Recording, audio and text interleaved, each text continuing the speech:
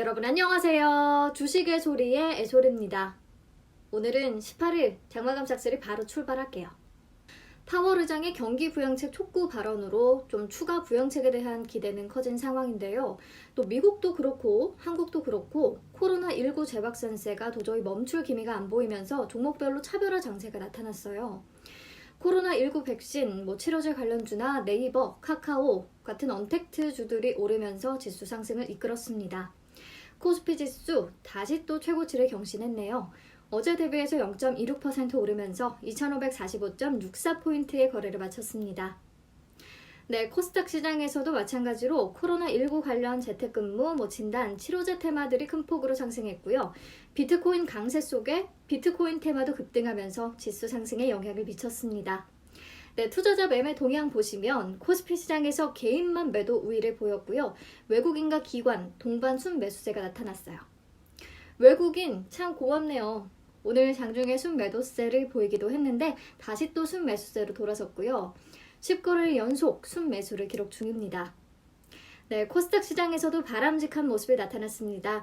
외국인과 기관 동반 순매수고요. 특히 외국인이 2,750억 원가량 큰 폭의 매수 우위를 보였네요. 이럴 때 외국인이 어떤 종목 많이 샀는지 잘 확인하시면 좋을 것 같아요.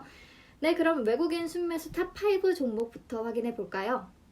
코스피 1위는 LG화학, 2위는 삼성바이오로직스, 3위는 카카오, 4위는 SK하이닉스, 5위는 네이버고요. 코스닥 1위는 시젠, 2위는 ST팜, 3위는 오스코텍, 4위는 셀트리온 헬스케어, 5위는 우리기술투자입니다. 코로나19 확산세가 계속되다 보니까 그동안 가치주에 집중되던 매수세가 다시 언택트주로 좀 돌아선 모습이네요. 카카오, 네이버 오랜만에 순위에 이름을 올렸습니다. 네, ST팜은 모더나 관련주이기도 하지만 RNA 치료제가 이제 희귀 질환에서 좀 만성 질환으로 시장 확대가 예상되고 있어서요. 이에 따라 RNA 원료인 올리고핵산 위탁 생산 업체로서 주목을 받고 있습니다. 네, 오스코텍은 예전의 싹쓸이 영상 참고해 주시면 될 것 같네요. 네, 다음으로 기관 순매수 탑5 종목 보시면 코스피 1위는 LG전자, 2위는 삼성바이오로직스, 3위는 삼성전자, 3위는 삼성 SDI, 5위는 삼성화재고요. 코스닥 1위는 셀트리온 헬스케어, 2위는 ST팜, 3위는 오스코텍, 4위는 시젠, 5위는 JYP 엔터입니다. 외국인과 겹치는 종목들 꽤 보이죠? 그 중에 오늘은 삼성바이오로직스 같이 보고 넘어갈게요. 삼성바이오로직스는 세계 최대의 바이오 위탁 생산 CMO 업체죠. 특히 올해 CMO 수주 현황 보시면 총 금액 1조 8,142억 원의 계약을 따내면서 지난해 매출액의 약 2.6배 수준을 이미 달성했어요. 이 중에 코로나19 항체 치료제 관련 위탁 생산 계약은 2건입니다. 일라이릴리와 GSK. 이렇게 코로나 치료제 관련해서 계약까지 따내면서 수주가 급증하니까 송도에 4공장 증설 계획을 발표했었거든요. 1조 7,400억 원을 투입해서 세계 최대 규모의 생산시설을 만들겠다고 했는데 오늘 그 착공을 위한 기공식을 가졌다고 하네요. 이렇게 많은 돈을 투입해서 증설을 결정했다는 건 그만큼 수주 물량이 많다는 뜻이고 또 앞으로 전망도 밝게 보고 있다는 것이니까 좋네요. 네, 그리고 지난달에는 샌프란시스코의 CDO 연구개발센터도 열었잖아요. CMO는 바이오 의약품 위탁 생산이라면 CDO는 위탁 개발이에요. 세포주와 생산 공정 개발을 대행하는 사업입니다. 2018년에 CDO 사업에 진출한 이후 2년 만에 누적 수주 계약 60건을 확보하면서 빠르게 성장하고 있는데요. 삼성바이오로직스가 위탁 개발한 신약 후보 물질 중에서 미국 FDA의 임상 개발 승인한 것이 2건이 있고요. 또 유럽 의약청의 승인을 받은 건 1건 있다고 하네요. 아무튼 CDO R&D 센터를 미국 최대 바이오 클러스터인 샌프란시스코에 개소하면서 미국과 유럽 고객사 유치에 더 적극적으로 나설 계획이고요. CDO 계약은 보통 후속 임상 물질이나 상업화 물질 생산을 위한 CMO 계약으로까지 연계되는 효과가 있기 때문에 CDO에서 파생된 물량으로 추가 CMO 수주를 따낼 것으로 기대됩니다. 이를 통해서 글로벌 의약품의 위탁 개발부터 생산까지 아우르는 그러니까 CDMO 시장의 50%를 점유하는 게 삼성바이오로직스의 목표라고 하네요. 우선은 좀 단기적으로 코로나19 치료제 위탁 생산으로 인한 실적 증가가 기대되는 부분이 있습니다. 네, 오늘 외국인 기관 많이 담았네요. 네, 여기까지 보고요. 오늘 장 특징주들 만나볼게요. 요즘 하루가 멀다 하고 백신 관련 이슈가 계속 터집니다. 오늘은 아스트라제네카의 날이에요. 외신에 따르면 아스트라제네카와 옥스퍼드 대학교가 공동 개발하고 있는 코로나19 백신의 임상 3상 중간 결과를 수일 또는 수주 내로 공개할 예정이라고 하네요. 아스트라제네카의 최고 재무 책임자가 인터뷰를 통해서 이렇게 말했어요. 현재 임상 3상이 전 세계에서 순조롭게 진행되고 있으며 결과를 기대해도 좋다. 네, 그래서 이번에는 또 어느 정도의 예방 효과를 기록할지 벌써 기대가 되는데 아스트라제네카의 백신이 더 주목받는 이유는 가격 때문입니다. 1도스, 그러니까 성인 1명의 1회 접종량당 가격은 3파운드, 약 4,300원이 목표라고 해요. 모더나가 35,000원에서 4,000원 정도, 화이자가 22,000원 정도였던 것에 비해서 완전 저렴한 거죠. 그래서 오늘 시장에서 아스트라제네카 관련주들 급등세가 나타났는데 관련주로는 진매트릭스, SK케미칼, SK디스커버리, 캐몬, AB프로바이오, 유나이티드 제약이 꼽히는데요. 진매트릭스는 옥스퍼드 대학교에서 분사한 백시텍의 지분을 보유하고 있어서 관련주로 엮이고요. SK케미칼은 아스트라제네카와 코로나19 백신 위탁 생산 계약을 체결한 SK바이오사이언스의 최대 주주입니다. SK디스커버리는 SK케미칼의 최대 주주고요. SK바이오사이언스가 비상장 기업이기 때문에 SK케미칼과 SK디스커버리가 더 주목을 받습니다. 네, 캐몬은 SK바이오사이언스로부터 코로나19 백신 비임상 연구 위탁 시험에 착수한 바 있는데 사실 아스트라제네카와는 거의 연관이 없다고 봐도 무방합니다. 근데 꼭 이렇게 엮여서 올라가네요. AB프로바이오는 자회사 AB프로를 통해 아스트라제네카의 자회사인 매드이뮨과 합작 법인인 AB매드를 설립한 바 있습니다.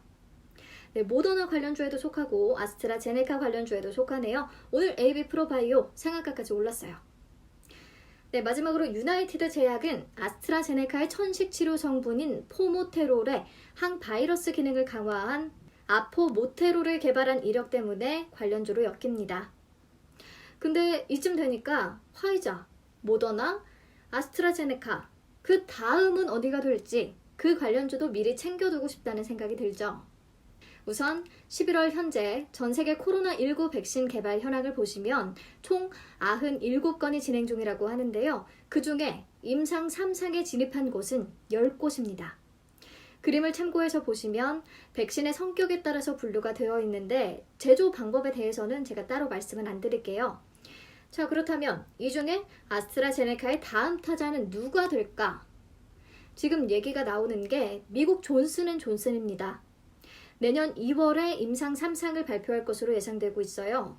다른 백신들과는 다르게 한 번만 접종하면 되고요. 또 냉장 보관만으로도 유통이 가능하다는 장점이 있는데 그렇다면 존슨앤존슨 관련주에는 어떤 것들이 있을까요? 유한양행, TNR 바이오팹, 인콘이 거론됩니다.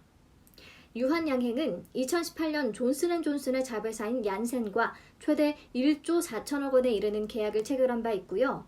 TNR 바이오팹은 존슨앤존슨 메디칼 에디콘 사업부와 3D 바이오 프린팅 기술 공동 연구 개발을 진행 중이라고 하고요. 존슨앤존슨의 의료기기 사업부문 자회사인 에티콘과 인공피부 등 생체 조직 스캐폴드에 관한 공동 연구 계약도 체결했다고 합니다.